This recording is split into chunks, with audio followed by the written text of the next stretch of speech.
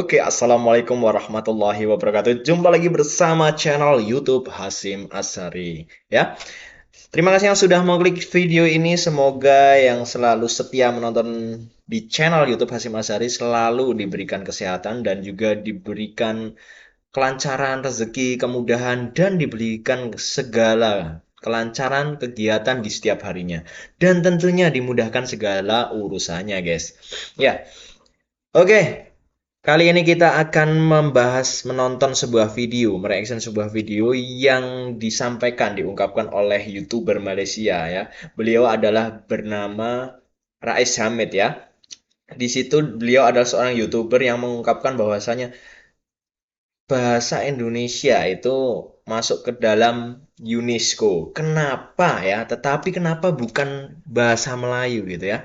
Oke, untuk lebih jelasnya kita langsung saja tonton videonya supaya lebih jelas kita tonton bersama. Silahkan kalian berikan tanggapan terbagus menurut kalian, menurut pengetahuan kalian ya. Oke, silahkan nanti langsung saja kita ke videonya. Check it out. Nah, ini disclaimer-nya ya. Disclaimer.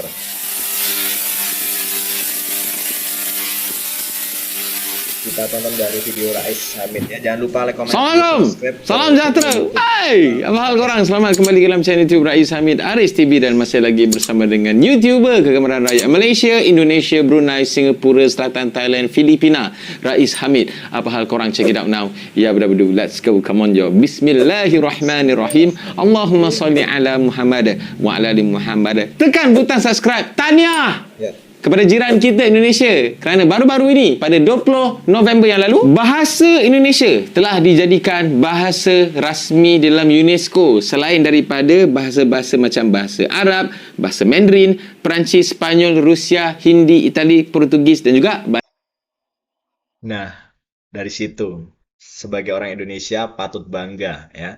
Karena sekarang bahasa Indonesia bisa masuk ke 10 besar bahasa di UNESCO. Oke, lanjut. bahasa Inggeris. Layaknya bahasa Indonesia ni dijadikan bahasa UNESCO tak dapat disangkal lagi sebab bahasa Indonesia ni terdapat lebih 275 juta pentutur dan juga bahasa Indonesia ni telah dimasukkan dalam silibus sekolah dekat 52 buah negara selain daripada Indonesia dan sampai sekarang ni terdapat lebih kurang 150,000 pentutur bahasa Indonesia yang terdiri daripada orang bukan Indonesia yang aktif menggunakan bahasa Indonesia. Dan sebenarnya usaha Republik Indonesia memartabatkan bahasa Indonesia ni telah bermula sejak tahun 1952 lagi. Sebagai rakyat Malaysia, sebagai jiran kepada Republik Indonesia, aku tupang gembira dan aku turut berbangga dengan berita ni. Namun, persoalan dia, kenapa bukan bahasa Malaysia? Beliau ini apa yang bikin kaget aja ya. Namun, kenapa bukan bahasa Malaysia atau bahasa Melayu? Ya, ini kita simak videonya kenapa yang diangkat di UNESCO bukan bahasa Melayu. Kita simak menurut beliau ya. Aku ada jumpa tahu satu artikel yang menerangkan dari sudut beliau lah yang ditulis. Persoalan dia, kenapa bukan bahasa Malaysia?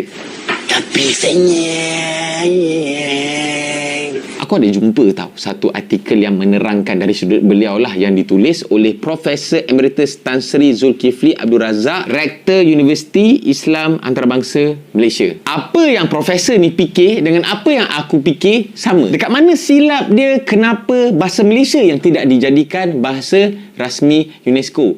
Koranglah punca dia. Tak kisahlah daripada yang duduk-duduk atas, menteri, bagai apa semua, sampailah dekat yang bawah-bawah. Daripada kalangan pemimpin, kau tengok dekat parlimen tu, berapa kerat je yang boleh cakap bahasa Malaysia elok-elok. Yang mana yang Melayu tu, Melayu lah. Tapi yang bukan bangsa Melayu ni, supaya bagi kemaluan kepada satu pengajaran pada budak-budak lain.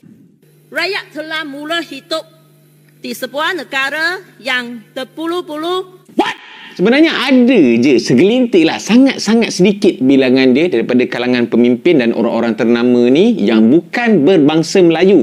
Boleh je cakap bahasa Melayu elok-elok. Contohnya Wee Ka Siong, lagi Anthony Locke, Profesor Datuk Dr. Teo Kok Siong, lagi satu Tan Sri Lee Lam Tai. Diorang cakap Melayu kadang-kadang lagi bagus daripada orang Melayu tu sendiri. Lepas tu baru-baru ni kan ada content creator yang berbangsa India tu, yang orang sendiri terkejut. Ui, dia cakap Melayu memang macam orang Melayu lah. Tak kisahlah kau ni India ke, Cina ke, Melayu ke, bahasa Malaysia tu kan bahasa rasmi. Yang Melayu tak payah nak galak sangat lah. Korang pun bila jumpa Melayu dengan Melayu, borak-borak kadang-kadang aku cucuk dia dengar kan, borak dalam bahasa Inggeris. What you know me, I am you, what you doing here, I want to drink. Malah jadah apa? Sebab bagi korang cakap English ni barulah educated, nampak bijak. Cakap bahasa Melayu ni low class, tak nampak educated. Daripada pihak kerajaan sendiri pun tak kisahlah kerajaan mana pun, ada je aku nampak usaha-usaha nak memartabatkan bahasa Malaysia ni sebagai bahasa kebangsaan. Tapi acuh tak acuh, hangat-hangat tai ayam. Kalau kau tengok dekat Indonesia ni, Hangat-hangat tai ayam. Ya, seperti itulah ya. Jadi kalau saya simak di sini tuh sepertinya gimana ya? Yang atas pengennya memperjuangkan, tapi yang bawah juga masih banyak yang jarang menggunakan bahasa Melayu. Mereka lebih senang menggunakan bahasa Inggris. Itu juga. Termasuk juga ada beberapa yang dari pihak atas juga menggunakan bahasa Inggris, itu masih banyak ya. Oke, lanjut. bukan dekat Indonesia ni ada orang Melayu je, ada orang Aceh je, ada orang Jawa je, kadang-kadang ada je yang bangsa Cina, tapi bila diorang buka mulut cakap bahasa Indonesia je, memang tak ada bunyi bunyi macam Cina sikit ke, bunyi macam India sikit ke, memang bunyi bahasa Indonesia, memang itulah bunyi dia. Jadi dalam isu ni, rakyat Malaysia, kau tak payah nak petikai kenapa bahasa Indonesia diangkat menjadi bahasa rasmi UNESCO. Yang pemimpin tak payah nak salahkan rakyat, yang rakyat tak payah nak salahkan pemimpin, semua salah. Termasuklah juga aku yang buat video YouTube dalam bahasa Malaysia ni pun ada orang bagi cadangan, buat dah dalam bahasa Inggeris. Wey, aku buat untuk orang Malaysia dengar. Korang belajar sejarah kan? Korang lupa ke pada abad ke-7 ketika Malaysia ni, tanah Melayu ni dijadikan pusat perdagangan antarabangsa. Siapa nak datang tanah Melayu ni, kau kena belajar bahasa Melayu tau. Tak kisahlah siapa yang berdagang tu, daripada British ke, Spanyol ke, Golkar dan lain-lain. Oke, ya, kita lanjut ke video yang tadi. Mantap ya.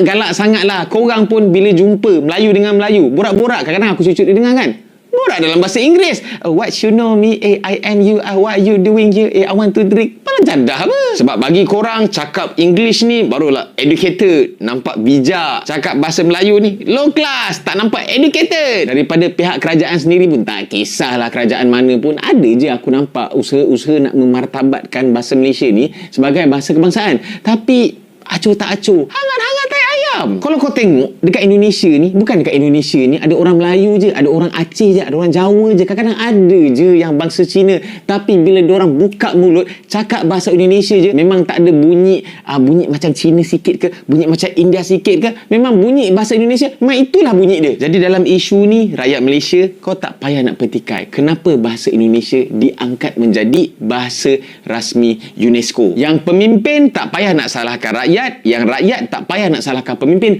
semua salah. Termasuklah juga aku yang buat video YouTube dalam bahasa Malaysia ni pun ada orang bagi cadangan, buat dah dalam bahasa Inggeris. Wey, aku buat untuk orang Malaysia dengar. Korang belajar sejarah kan? Korang lupa ke pada abad ke-7 ketika Malaysia ni, tanah Melayu ni dijadikan pusat perdagangan antarabangsa. Siapa nak datang tanah Melayu ni, kau kena belajar bahasa Melayu tau. Tak kisahlah siapa yang berdagang tu, daripada British ke, Spanyol ke, siapa-siapa pun nak datang kena cakap bahasa Melayu dan kena belajar. Tapi korang juga yang cakap, dekat Jepun tu kalau kau nak pergi sana, kau kena belajar bahasa dorang tau. Dekat Korea pun kau nak pergi sana, kau kena belajar bahasa dorang tau. Kenapa bila datang Malaysia je cakap English pun boleh? Aku tahu penyampaian aku ni macam tak tersusun, kucak-kacir sikit, tapi aku rasa kau dapat tangkap lah kan apa yang aku nak sampaikan. Tak payah nak cemburu sangat, tak payah nak petikai kenapa bahasa Indonesia diangkat menjadi bahasa rasmi UNESCO untuk Republik Indonesia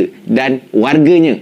Tahniah, korang memang layak. Jadi kepada rakyat Malaysia, tak kisahlah kau ni asal mana ke, sejarah kau daripada mana, kulit macam mana ke, kau punya bangsa apa pun, jadikanlah bahasa Malaysia ni adalah bahasa utama dalam pertuturan korang, bahasa utama yang kau gunakan dalam semua kerja. Nak tulis surat ke, nak buat signal ke, semua guna bahasa Malaysia. Bukanlah tak boleh nak guna bahasa lain, English dan sebagainya, selit-selit sikit. Tapi jangan jadikan bahasa lain tu sebagai bahasa utama. InsyaAllah, tak mustahil, satu hari nanti bahasa Malaysia juga akan diangkat menjadi bahasa UNESCO. Kalau suka dengan video ni, bolehlah share. Kalau ada sebarang komen dekat bawah. Asal kau nak apa? Kecam aku. Kecam lah. Aku cakap benda betul. Jangan lupa untuk tekan butang like.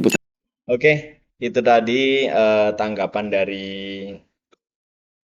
seorang YouTuber Malaysia ya. Itu adalah Bang Rais Hamid. Silahkan nanti kalau kalian ingin lanjut, pengen menonton video yang berikutnya, itu bisa juga kalian ke channel YouTube Bang Rais Hamid ya. Bisa kalian tonton lebih jelas bagaimana tanggapan dari Bang Rais ya.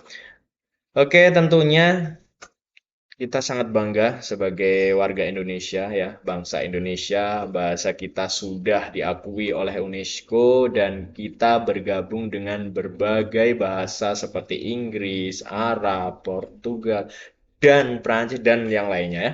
Itu ya. Kemudian sampai di sini saja untuk reactionnya. Terima kasih sudah menonton video ini. Jangan lupa like, comment, and subscribe. Dan bila perlu silahkan share video ini. Terima kasih. Wassalamualaikum warahmatullahi wabarakatuh.